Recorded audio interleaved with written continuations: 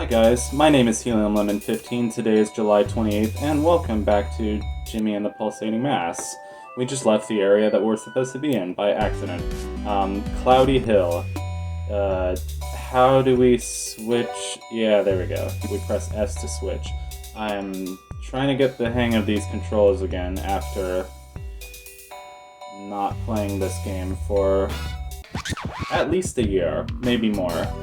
But it's still one of my favorite games of all time. Up there, pretty high up. Like, in the number 1 or 2 spot of my favorite games of all time. I'm just gonna heal. Because when I play RPGs, I heal a lot. I always take the safest route. So here in Cloudy Hill, we can enjoy this banger of a tune. Although I don't really know if you'd call it a banger, and I'm already not sure where to go. So the green exclamation marks actually mean that you can skip a fight if you are quick enough. The red exclamation marks mean that the enemy is tougher than you, and therefore you can't skip a fight. But if you keep grinding and your level is higher than the enemy's, then the exclamation marks will turn green, and then you'll have the ability to skip a fight. Information guy. Noticing strange punctuation marks lately? I forgot his voice from the last video. If you see a red... Oh, yeah, I just explained this. Cancel is... default is Z. Default is X to cancel. Emergency exits, those always let you exit dungeons or areas. Also, the song has this part that sounds like a cassette winding up or something winding up, and then a guy like saying, ah. Anyway, if you ever get startled, you find that you won't be able to act for the current turn. The silver lining, the next turn you'll be alert and won't be able to get startled again.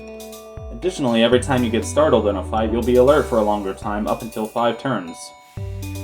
Remember, you're only startled for the current turn, so if you're faster than the enemy, you don't have to worry about being startled. Okay. Looks like they're building a wall of some kind that, as a blob, we can just kind of jellicle our way through, jellicularly. This toy box is filled with confidence. The next encounter will give double imagination experience. Oh, there's also Cloud Sunday, which is the name of this track that we're currently listening to. This is one of those games that's just, like, the developer did everything. Actually, the thing is, I haven't beaten the game, I haven't gotten to the end credits, but I'm just assuming that everything is done by Casey Azumi, which I guess I shouldn't assume that, but if it was true, it would be quite an impressive feat. It's always an impressive feat when a developer does, like, everything, you know? What's this balloon? Hey, it's a red balloon. Okay. But pretty sure, he, assuming it's a he, did, you know, all the programming, all the music, all the writing, which is insane. Because this game's soundtrack is definitely very unique. It's one of my favorite game soundtracks ever. And it just... I don't know how to describe it, it's just more unique than... It just doesn't sound like anything else out there. It has this very distinct personality all on its own.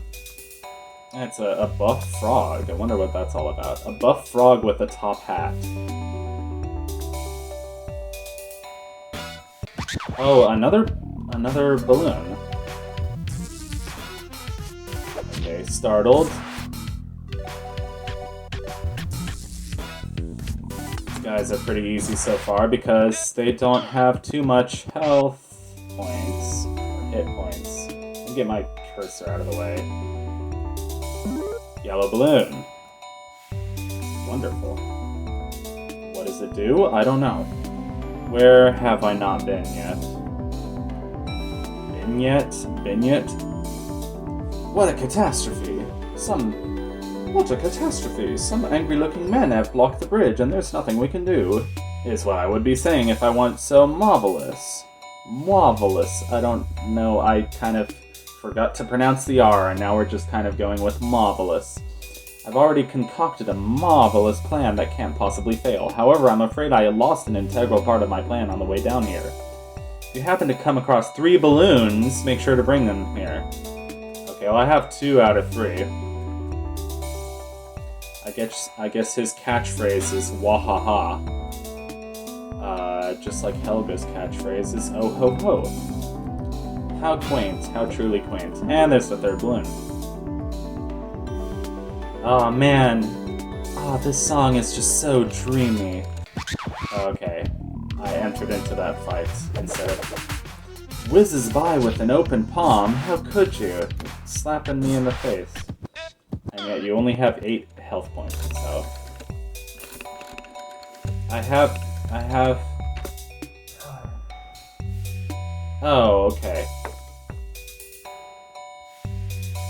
Yay. I'm sure that balloons can carry a 4-ton weight. The marvelous things that we'll see on its journey, upward, upward, always upward, that's my philosophy. Another marvelous part of my life has gone exactly as planned. Oh dear, that wasn't supposed to happen. Well, I'd best be off. This is just the start of a marvelous day. Wahaha. I like the hand that points. It's very kind of Dr. Seussian. And now we can walk around the overworld for a bit. There's this bridge that hasn't been finished constructing. Gosh.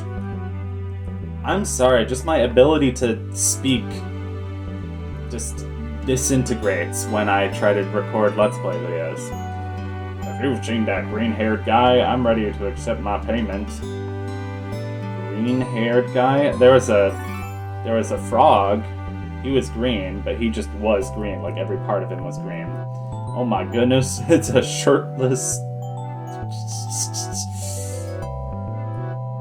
Well, you know, ladies go for those construction worker types.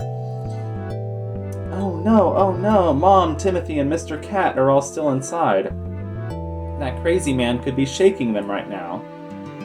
Crazy man? Oh. Listen up, this town is now the property of the petty thugs. That means I can shake up whatever I want. Says who? Nobody wants you here. You're just a jerk, and I'm not afraid to say it.